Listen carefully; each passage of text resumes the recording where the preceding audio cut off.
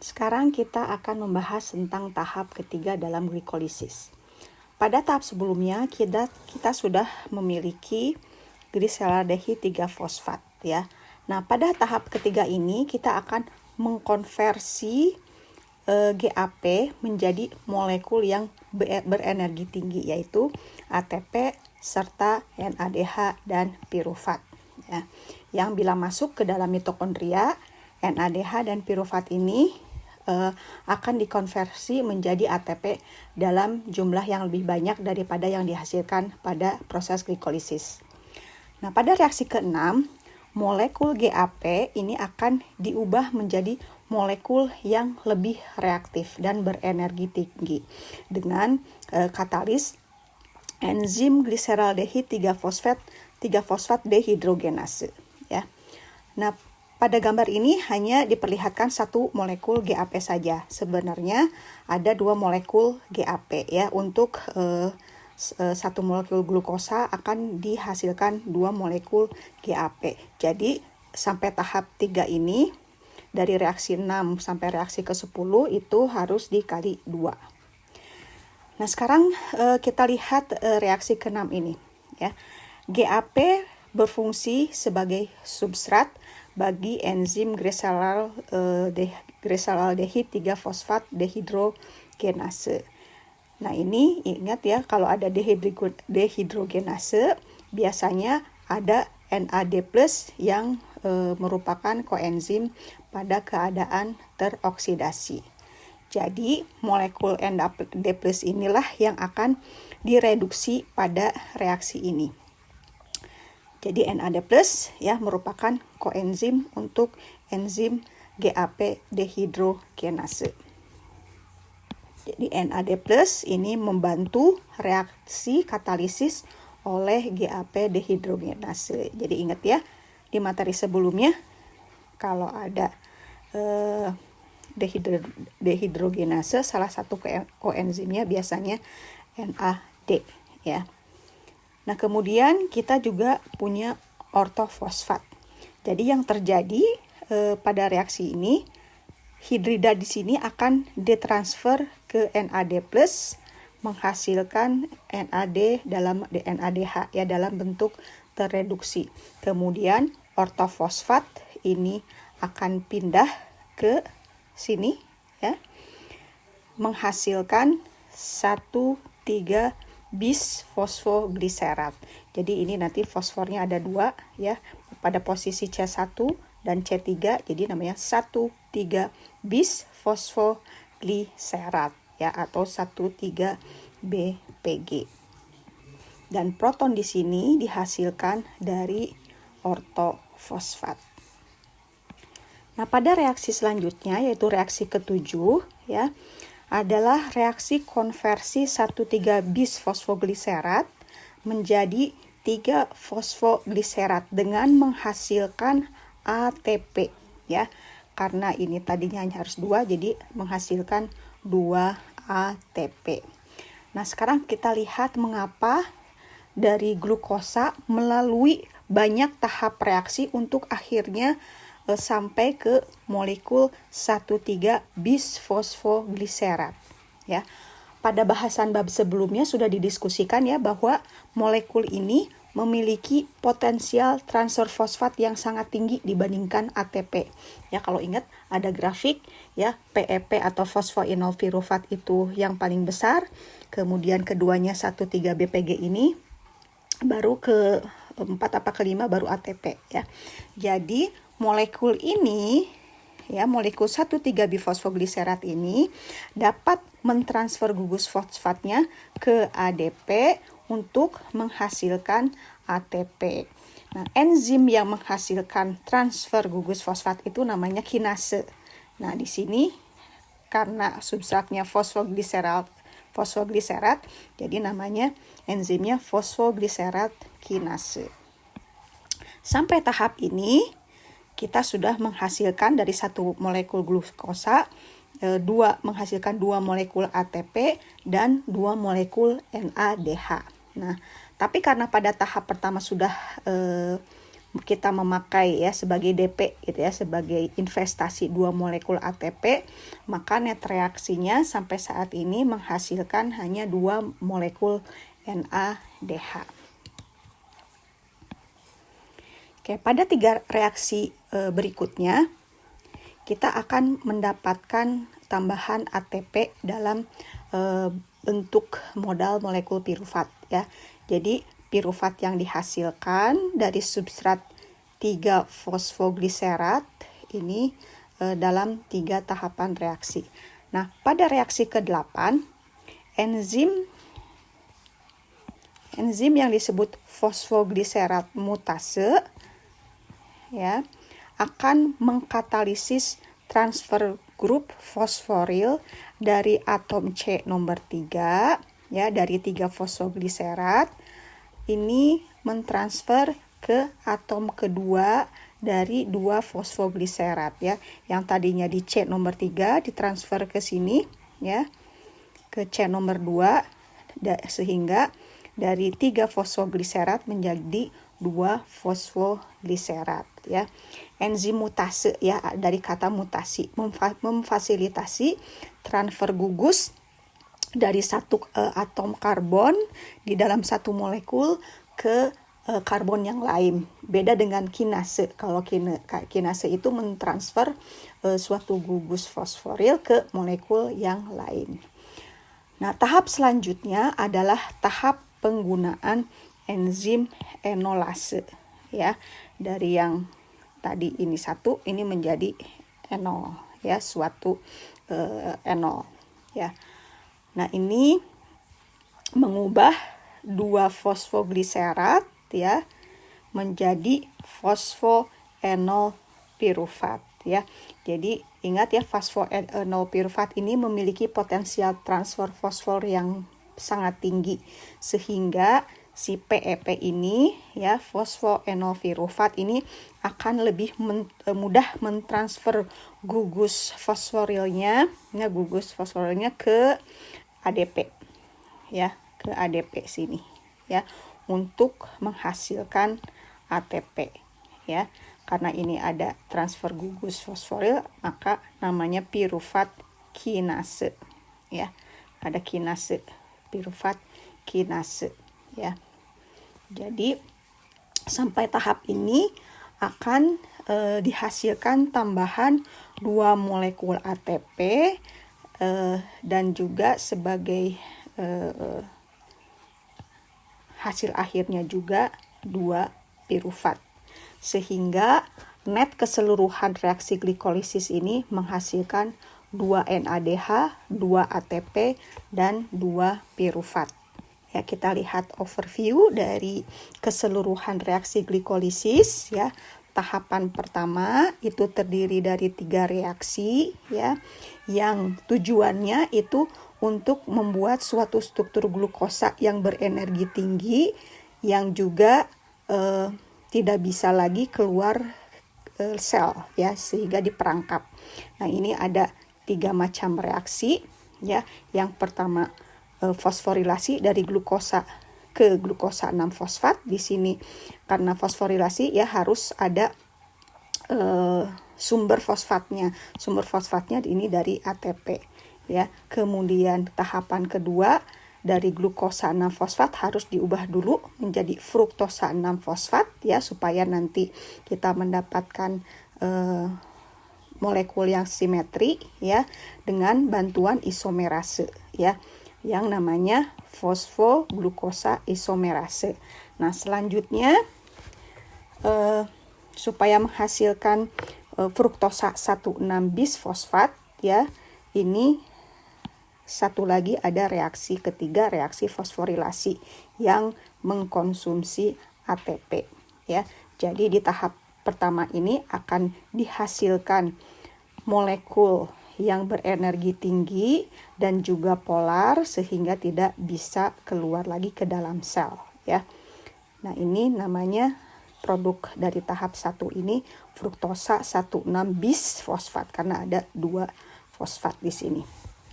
Tahap selanjutnya yaitu pemecahan ya. Di tahap 2 itu pemecahan dari C6 ke 2 molekul C3 ya. Yang ada dalam jalur metabolisme adalah bentuk aldehidnya, yaitu glyceraldehid 3-fosfat, sedangkan bentuk ketonnya dihidroksiaseton fosfat ini harus diubah dulu ke GAP dengan enzim triose fosfat isomerase, ya. Ingat di sini walaupun dalam keadaan reversible, tapi karena ini di feed ke tahap 3, jadi reaksi berjalan ke arah kanan. Selanjutnya di tahap ketiga ini panen ATP, ya. Nah, di sini tujuan dari tahap ini yaitu untuk menghasilkan NADH, ATP dan pirufat, ya. Di sini pertama kali dari GAP ini dirubah menjadi 1,3-bifosfogliserat, ya, dengan bantuan dehidrogenase. Di sini akan dihasilkan 2 molekul NADH. Selanjutnya ada kinase, ya, dari yang tadinya di sini kayak akan fosfat, ada 2, ya, fosfatnya, satu ditransfer, ya, satu ditransfer ke ADP menjadi ATP sehingga ada molekul 3-fosfogliserat, ya. Nah, kemudian untuk menghasilkan PEP yang berenergi tinggi, ya, supaya nanti ADP ini ketambahan lagi gugus fosfatnya menjadi ATP, dari 3-fosfat ini dimutasi, ya, dimutasi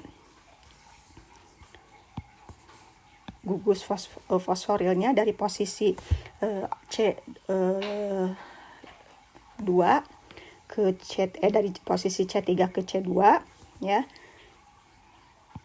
Jadi dari 3-fosfogliserat menjadi 2-fosfogliserat. Kemudian dengan adanya enolase maka dihasilkan PEP atau fosfoenol pirufat yang berenergi tinggi sehingga dia dengan mudah, ya, dengan lebih mudah dibandingkan yang lain, molekul yang mengandung fosfat lain, supaya dia menyumbangkan atau mentransfer gugus fosfatnya dari ADP yang tadinya 2 ke ATP, ya, dengan bantuan kinase, dalam hal ini pirufat kinase, ya. Itu rangkuman dari 10 reaksi yang ada di glikolisis, ya. Nah, ini rangkuman dari reaksi-reaksi yang terjadi selama glikolisis, ya. Ada 10 macam reaksi, ya. Nah, kita lihat tidak semuanya itu memiliki energi bebas yang negatif, ya. Jadi ada juga reaksi-reaksi yang sebenarnya secara termodinamika itu tidak menguntungkan, ya. Tetapi dengan adanya ATP, ya, dikopling dengan ATP, ya, maka reaksi-reaksi ini akan berlangsung dengan bantuan ATP, ya. Jadi ingat materi sebelumnya.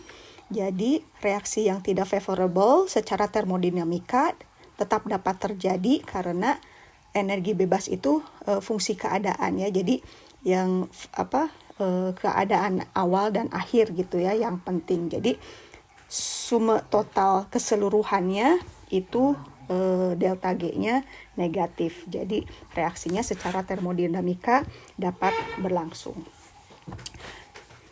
Oke, net reaksi keseluruhan, ya, dari 1 molekul glukosa, ya, kemudian ada asupan 2 molekul ortofosfat, kemudian 2 molekul ADP dan 2 macam koenzim NAD+, akan dihasilkan 2 molekul pirufat, 2 molekul ATP, 2 molekul NADH, 2H+, dan 2H2O. Jadi ini hasil akhir glikolisis dari 1 molekul glukosa. Oke, selanjutnya dari glikolisis sudah dihasilkan ATP dan NADH. Nah, kita lihat pirufat ini setelah dari glikolisis mau kemana ya. Nah, ini di gambar ini ya, jadi setelah reaksi glikolisis ya, yang terdiri dari 10 reaksi beruntun akan dihasilkan 2 molekul pirufat. Nah, pirufat ini akan dimetabolisme sesuai dengan keberadaan oksigen. Pada kondisi anaerob, kita manusia akan mengkonversi pirufat menjadi laktat. Nah, beberapa mikroorganisme juga mengubah pirufat menjadi asam laktat, contohnya pada mikroorganisme lactic acid bakteria yang ada di yogurt ya, seperti Streptococcus thermophilus atau Lactobacillus gitu ya. Nah, yogurt dibuat dari susu, di mana ya susunya mengandung laktosa, sesuatu disakarida, kalau nanti sama laktose akan dipecah menjadi galaktosa dan glukosa.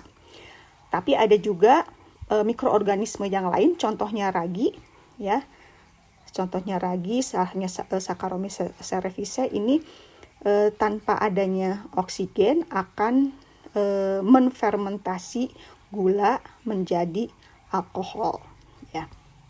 Nah, selanjutnya ketika terdeteksi keberadaan oksigen, jadi ini kondisinya aerobik, maka pirufat ini akan dioksidasi ya, menghasilkan karbon dioksida ya, dan produk yang lainnya adalah asetil-CoA ya, dari 2 pirufat menjadi 2 asetil-CoA. Nah, asetil-CoA ini akan masuk ke jalur metabolisme citric acid cycle atau TCA cycle atau Krebs cycle yang nantinya akan menghasilkan karbon dioksida dan air ya. 4 molekul karbon dioksida dan 4 molekul air ya. Dan ini terjadi di animal ya, di hewan, di tanaman, dan banyak mikroba pada kondisi aerobik.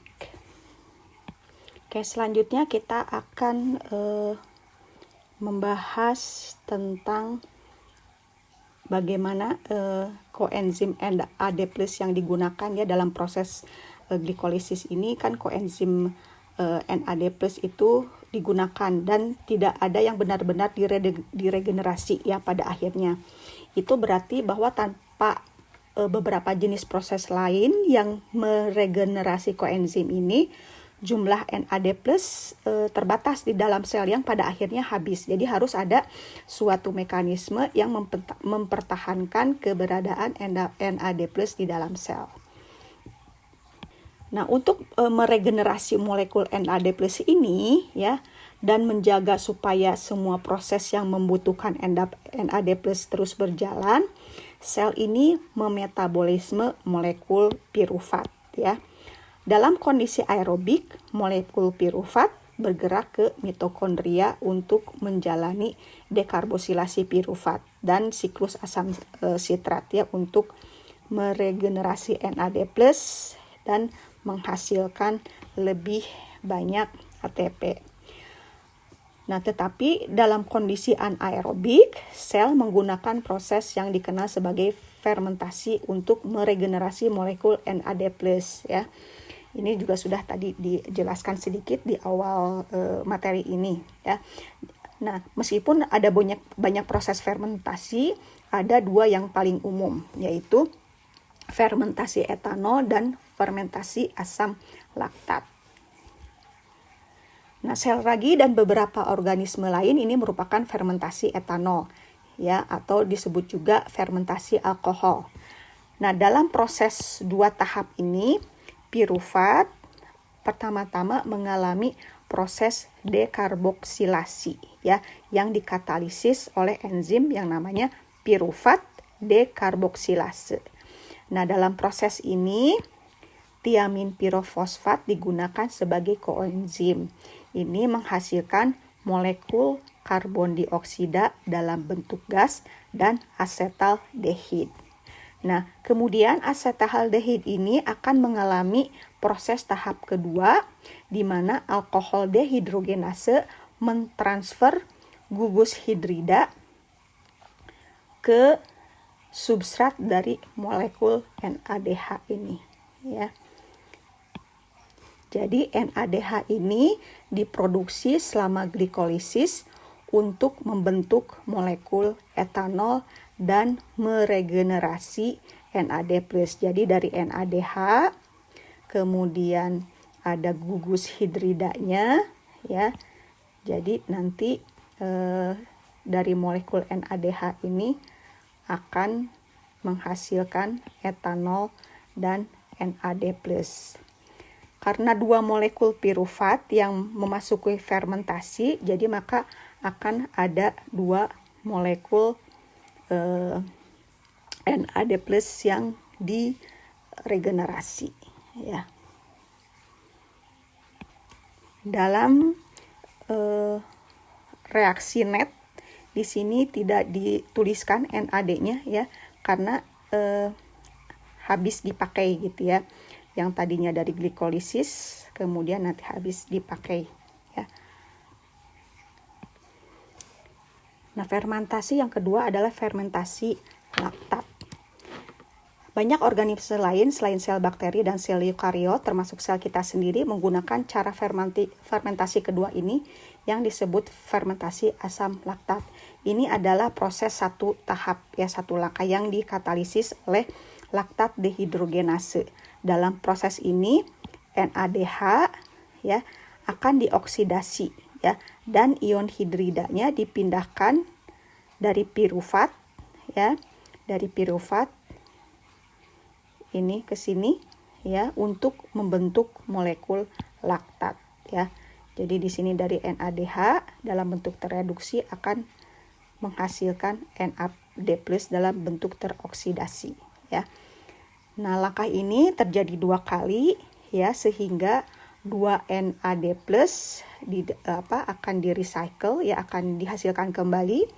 Nah, di dalam tubuh kita sel-sel otot rangka menggunakan proses ini ketika suplai oksigen tidak mencukupi, seperti selama latihan berat, ya. Nah, sel bakteri seperti Clostridium tetani, Clostridium botulinum, dan Clostridium perfringens semuanya menggunakan proses ini, ya. Ini adalah anaerob obligat dan hanya bergantung pada fermentasi untuk membuat molekul energi ATP, ya. Jadi hasil fermentasi totalnya menghasilkan ATP. Sekarang kita lihat dulu, ya, di sini, ya, bagaimana sel mempertahankan NAD+, ya. Jadi di sini setelah glikolisis, ya, setelah glikolisis ini kita membutuhkan NAD+, ya. NAD+ ini dalam bentuk awalnya teroksidasi, kemudian akan dihasilkan NADH. Nah, dan NADH ini kan ini lama-kelamaan habis, ya. Jadi harus ada mekanisme untuk mempertahankan level NAD+ di dalam sel. Nah, itu didapatnya, ya. Jadi NADH yang dihasilkan akan dikonsumsi di fermentasi, ya, di fermentasi alkohol maupun fermentasi laktat, ya. Di sini cuma diperlihatkan fermentasi alkohol, ya, tapi ini sama, ya, mirip.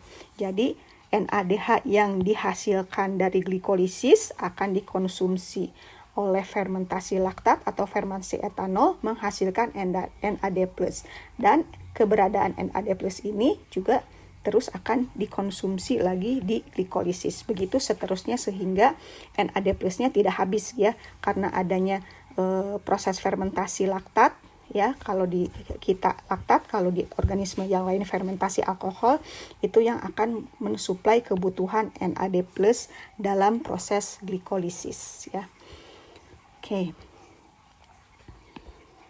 Nah, ini beberapa produk awal dan produk akhir dari beberapa macam jenis fermentasi, ya.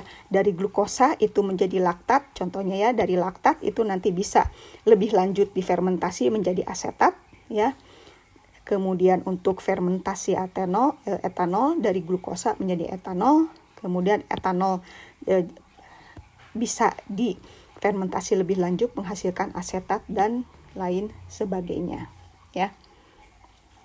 Jadi produk dari satu proses fermentasi bisa menjadi substrat untuk proses fermentasi yang lain ya. Nah, ini ada beberapa patogen yang sifatnya obligat anaerob ya, yang dimana contohnya ini Clostridium tetani. Ini kalau ada infeksi tetanus, kemudian Clostridium botulinum ya, yang biasanya ada di makanan tercemar ya, ini akan menyebabkan keracunan makanan dan lain sebagainya ya. Ini contoh-contoh bakteri patogen anaerob.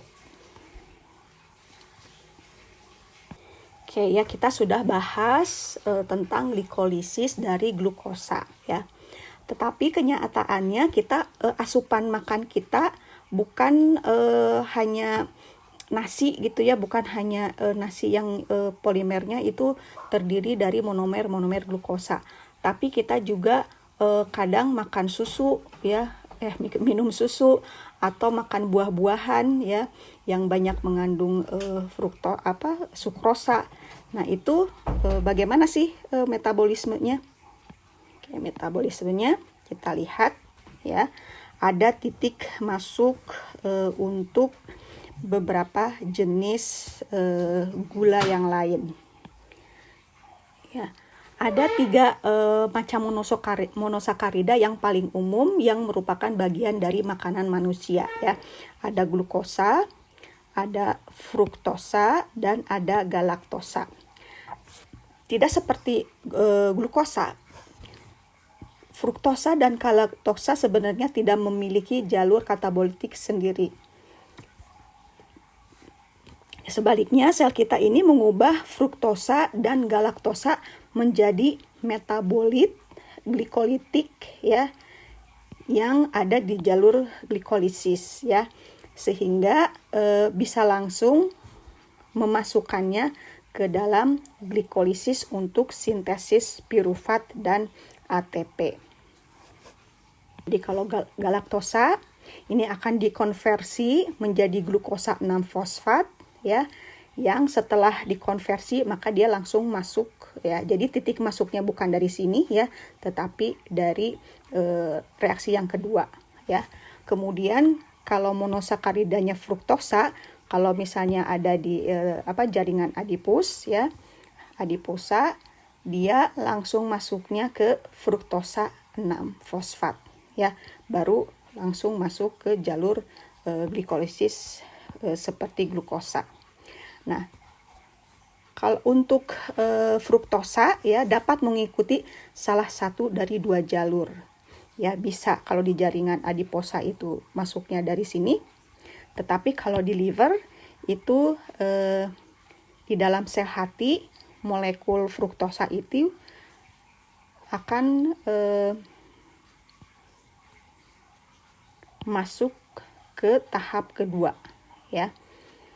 Jadi dalam sel hati molekul fruktosa mengikuti jalur fruktosa 1-fosfat yang terdiri dari 3 langkah yang akhirnya akan mengubah fruktosa menjadi dihidroksiaseton fosfat dan gliseraldehid 3-fosfat ya.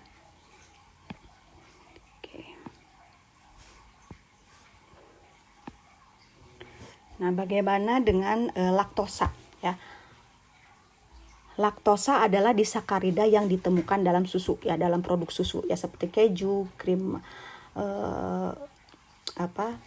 krim keju gitu ya, yogurt, es krim dan lain-lain.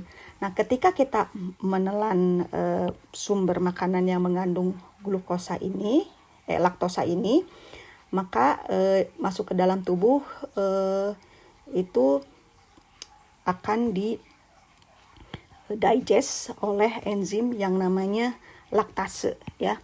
Laktase akan memecah ikatan beta ya ke atas beta 1,4 glikosidik ya, menghasilkan 2 monomer monosakarida yaitu galaktosa dan glukosa. Nah, 2 monosakarida individu ini sekarang dapat dicerna ke dalam sel di dalam tubuh ya, seperti yang sudah dijelaskan di slide berikutnya ya. Nah, pada beberapa individu yang memiliki intoleransi laktosa atau disebut juga hipolaktasia. Jadi enzim laktasenya kehilangan efisiensi untuk memecah disakarida laktosa ini.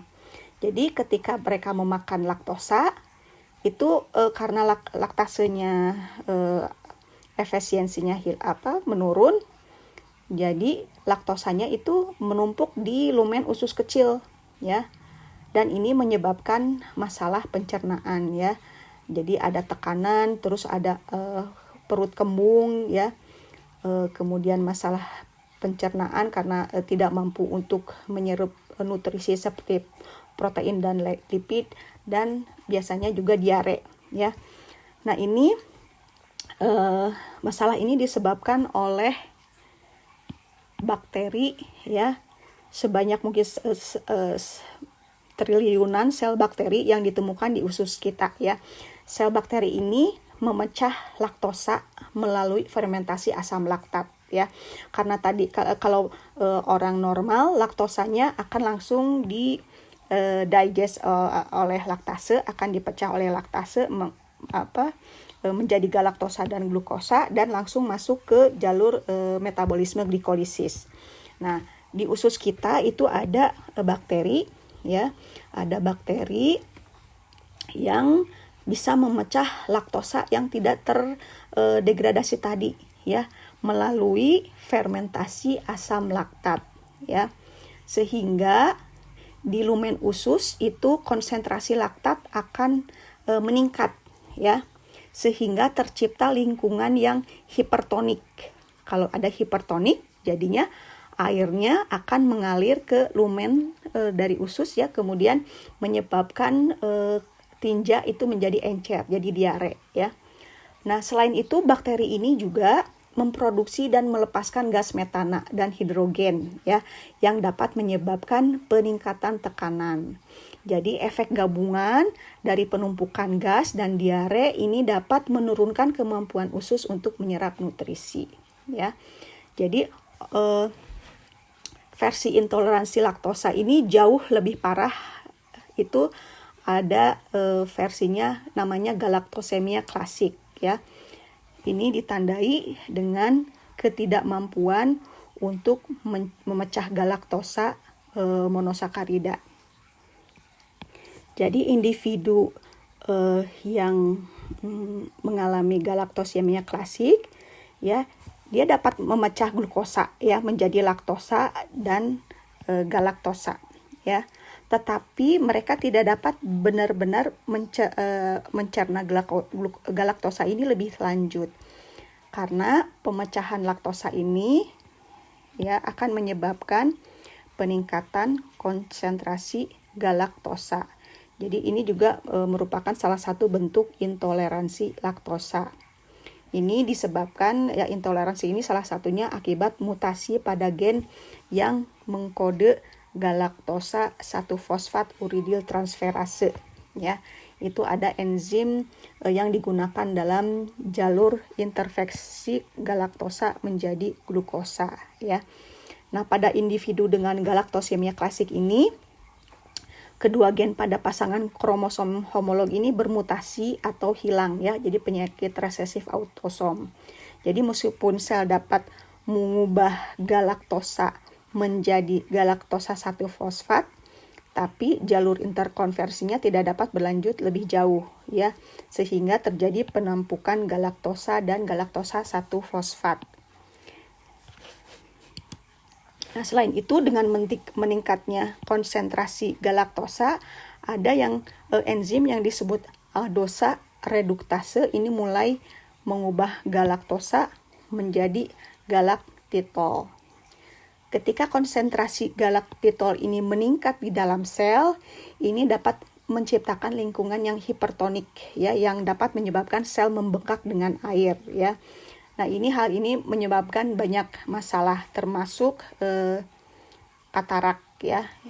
Air bergerak ke dalam lensa ya. Jadi lensa matanya berkabut ya. Selain itu ada pembesaran hati dan sirosis, penyakit kuning, kegagalan ovarium, kelesuan dan keterlambatan perkembangan mental.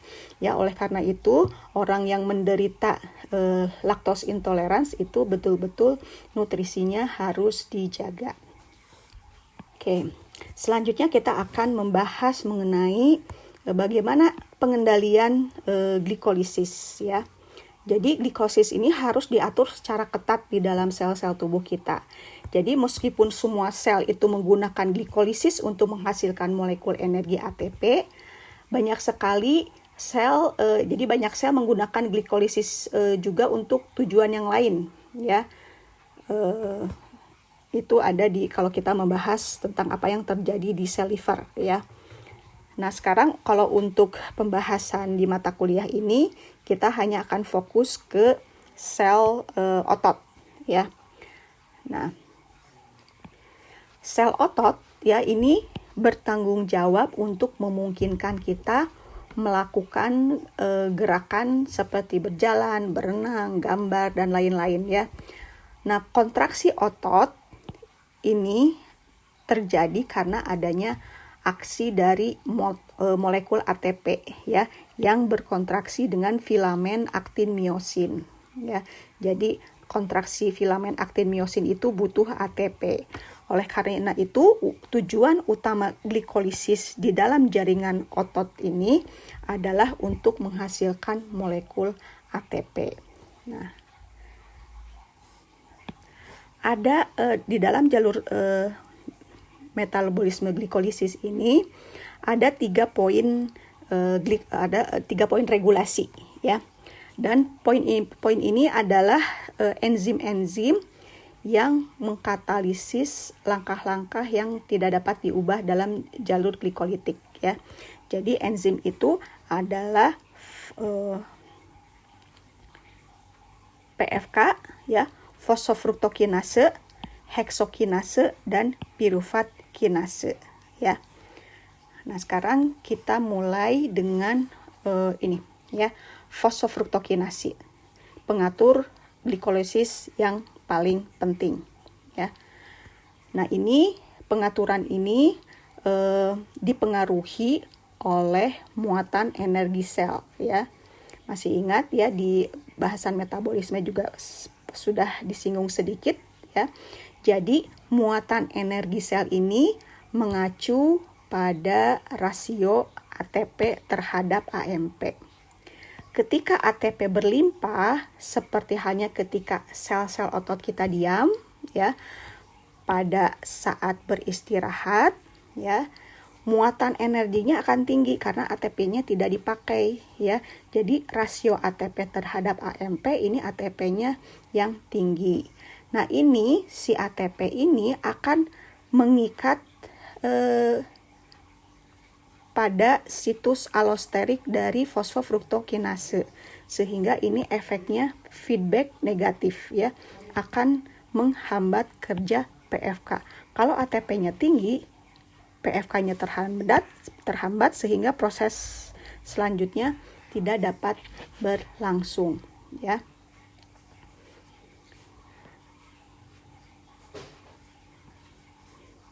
Oke, di sisi lain, ketika selama latihan, ya, di mana muatan energi kita dalam sel rendah, ya, karena ATP-nya itu banyak terpakai, ya, jadi kandungan ATP-nya rendah sehingga sel perlu menghasilkan lebih banyak ATP, ya, sehingga AMP ini akan mengikat fosfofruktokinase dan mengaktifkan aktivitasnya, ya. Jadi kalau ATP akan menginhibisi, kalau AMP justru akan mengaktifkan, ya. Nah, fosfofruktosa ini juga dipengaruhi oleh tingkat pH yang rendah, ya. Jadi ketika sel-sel kekurangan oksigen, mereka beralih ke fermentasi asam laktat, ya, untuk meregenerasi molekul NAD+ yang sangat dibutuhkan, ya. Sudah dijelaskan di slide sebelumnya. Nah, peningkatan asam laktat itu bisa meningkatkan keasaman jaringan dan ini dapat menyebabkan kerusakan. Nah, untuk mencegah kerusakan, maka fosfofruktokinase ini dimatikan. Jadi heksokinase yang mengkatalisis langkah pertama glikolisis, ya, konversi gula menjadi glukosa 6-fosfat juga merupakan salah satu enzim yang meregulasi glikolisis, ya. Jadi selama waktu istirahat, ATP ini akan berikatan dengan fosfofruktokinase, akan menghambat aktivitasnya. Hal ini menyebabkan peningkatan konsentrasi fruktosa 6-fosfat, ya, karena di sini di stop, tidak bisa lanjut ke jalur setelahnya. Nah, ini naik, ya. Kemudian glukosa 6-fosfat juga konsentrasinya naik, ya. Nah, glukosa 6-fosfat ini menciptakan feedback negatif, ya, dan menghambat heksokinase. Nah, dengan cara ini fosfofruktokinase dapat berkomunikasi dengan heksokinase. Enzim lain yang penting untuk regulasi glikolisis adalah piruvat kinase, ya. Sama seperti PFK ini, dia dihambat juga oleh ATP konsentrasi tinggi. Karena piruvat juga digunakan untuk membentuk building block yang lain seperti asam amino, alanin, dia juga dihambat oleh konsentrasi alanin yang tinggi. Namun ketika jumlah ATP-nya rendah, ya, di dalam sel, ini fosfofruktokinase akan menciptakan banyak molekul fruktosa 1,6-bifosfat, ya, yang akan menyebabkan feedback positif atau menstimulasi kerja dari piruvat kinase, ya, untuk menghasilkan piruvat, ya. Jadi itu ada 3 enzim, ya, yang penting untuk regulasi glikolisis, ya, yaitu enzim heksokinase, kemudian fosfofruktokinase atau PFK, dan piruvat kinase, ya. Jadi tadi yang mempengaruhinya adalah ini, ya, jumlah ATP dan AMP atau juga beberapa metabolitnya, ya. Oke, sekarang kita lanjut dengan fakta menarik, ya, yang berkaitan dengan glikolisis. Jadi selama kita latihan, ya, sel otot kita mulai mengalami glikolisis yang jauh lebih cepat, ya. Jadi kalau misalnya kita berolahraga dengan keras gitu, ya, akan terjadi hipoksia. Apa sih hipoksia? Hipo rendah, oksigen keadaan. Jadi hipoksia itu keadaan dengan konsentrasi oksigen yang rendah. Nah, kemudian ketika kita berlatih keras, laju glikolisis itu akan melebihi laju siklus asam sitrat, sehingga sel akan memulai menggunakan fermentasi asam laktat untuk menjaga glikolisis supaya tetap berjalan.